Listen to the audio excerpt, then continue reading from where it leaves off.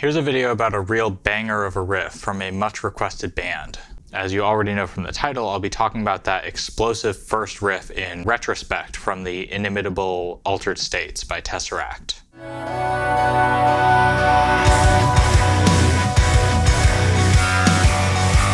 Tesseract does a lot of really cool things, and I was tempted to say something about their tempo modulations.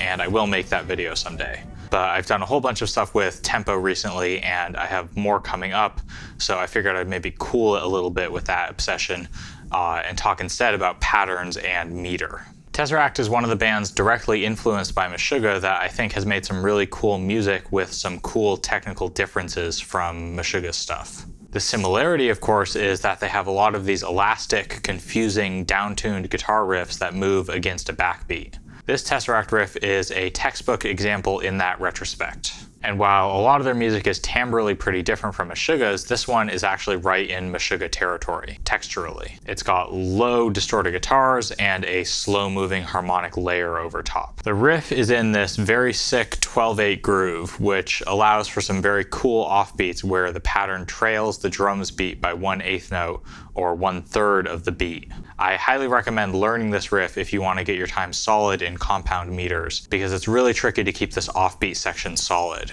Here's that offbeat thing really slow.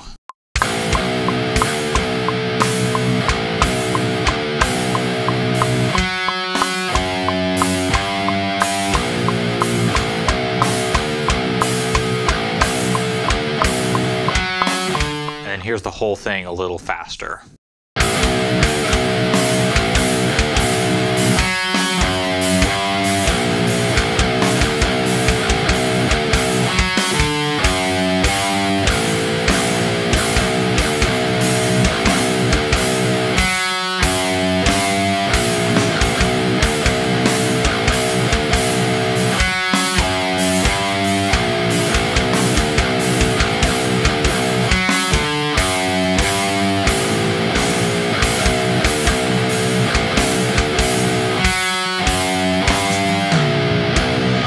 One thing we can see right away is that the Tesseract riff lasts for twice through a 7-measure chunk instead of a 4 or 8-measure chunk, which is a big difference from Meshuggah's typical systems. I think that this violation of the hypermetric regularity that's such a huge driver of Meshuggah's music allows Tesseract to make the edges a little bit less jagged.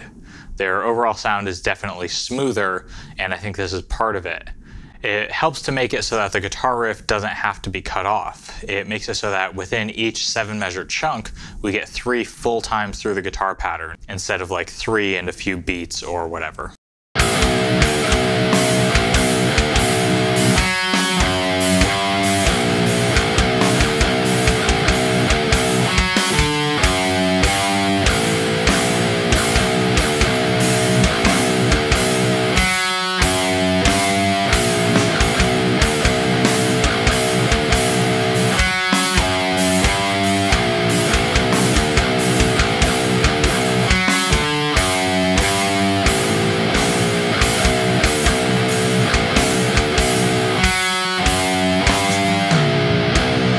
The thing is, calling what the guitar is doing a pattern might be a little strong.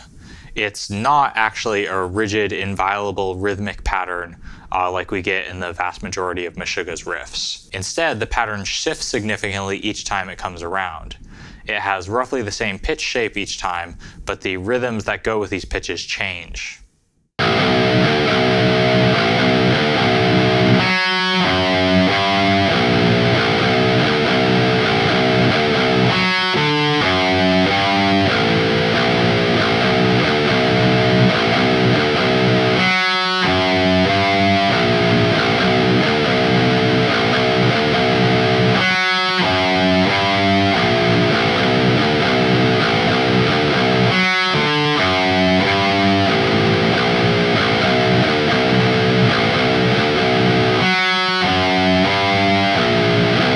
It feels like instead of just setting up a system and letting it run, they're going in and shaping the pattern to get the effects they want kind of as it goes. This makes it so they get the descending thing at the end of the pitch string on an off beat the first time, then the second time it's on the beat but misaligned from the meter, and finally the third time they get this big satisfying realignment with the meter in the last measure of the chunk. So you get those 4 notes on the 4 beats of the last measure of 12/8. In other words, they manipulate the pattern to get various shades of alignment and misalignment with the 12/8 meter that's supplied by the drums. And it seems like within each 7 measure chunk, it kind of moves from misalignment to alignment.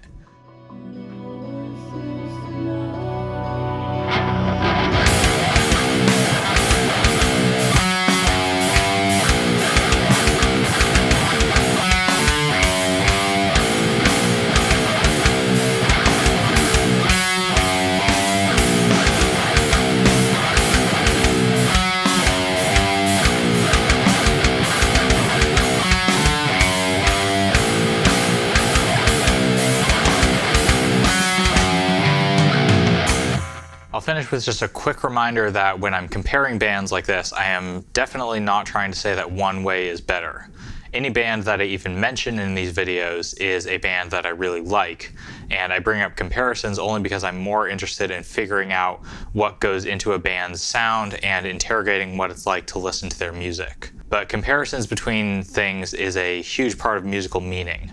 No music would mean anything if it was the only sound you had ever heard. Instead, it's teasing out these differences that allows us to sharpen our hearing and build up a picture of what's possible, what bands have done, and maybe why. So my hypothesis here is that these changes to the rigid, systematic way of making these sorts of riffs that Tesseract could have just inherited from Meshuggah is to make it smoother and get these shades of alignment and misalignment and etc. Well, I don't really think I have anything else to say, so see ya!